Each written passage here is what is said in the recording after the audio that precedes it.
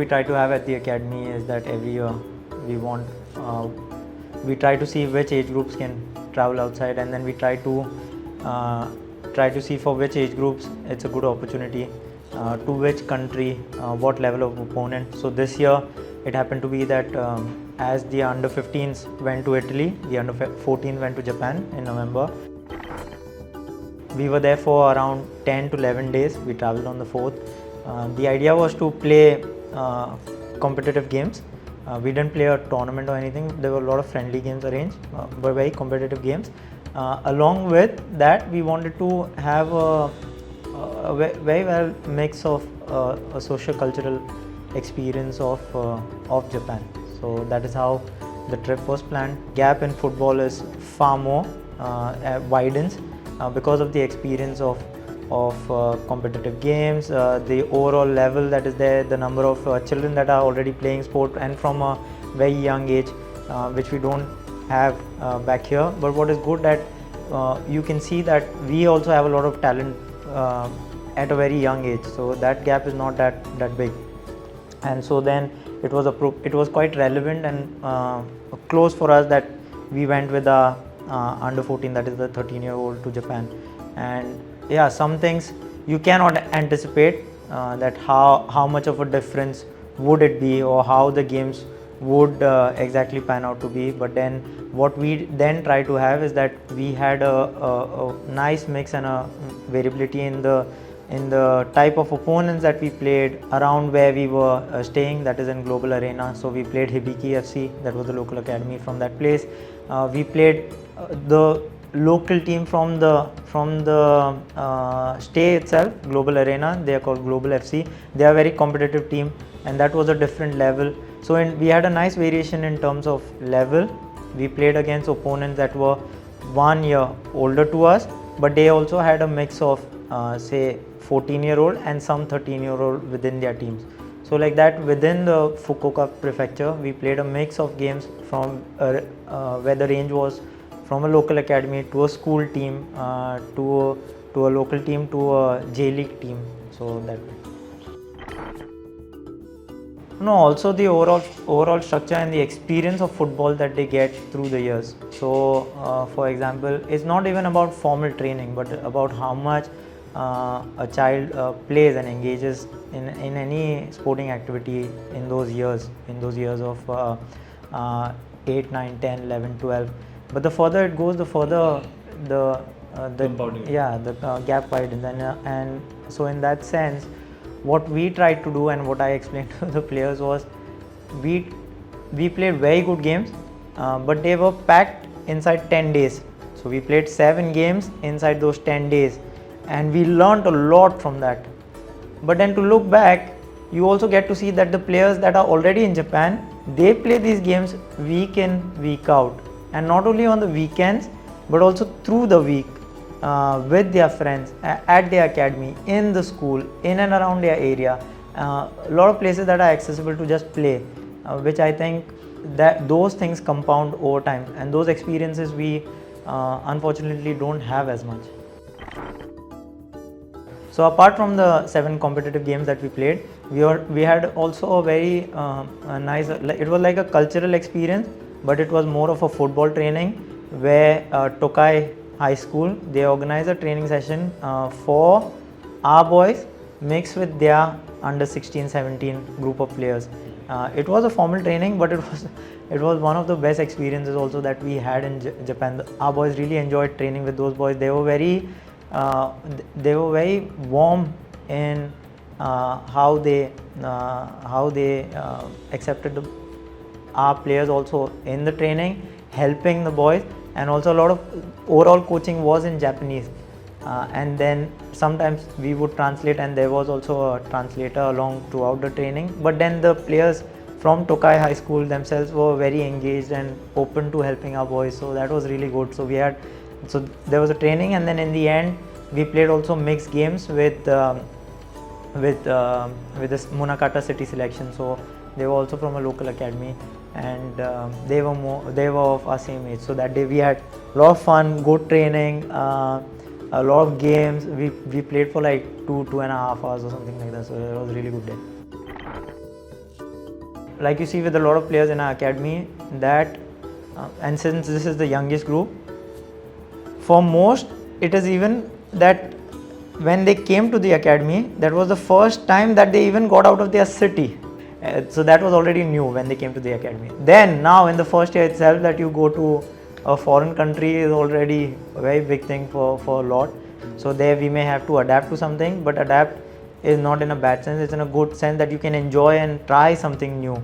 So when we went there, the food was different, very healthy, but very different from us. So that was a good experience. Sometimes it was easy, sometimes not. Weather, very different. When we were there, the first 2 days was 12 to 13 degrees. Then suddenly you have rainfall, and from the very next day the weather is 5 degrees. And for us it is, for me also from Bombay, it is very different. So those kind of smaller things. But overall, our boys got to see also how organized Japan is, how structured everything is.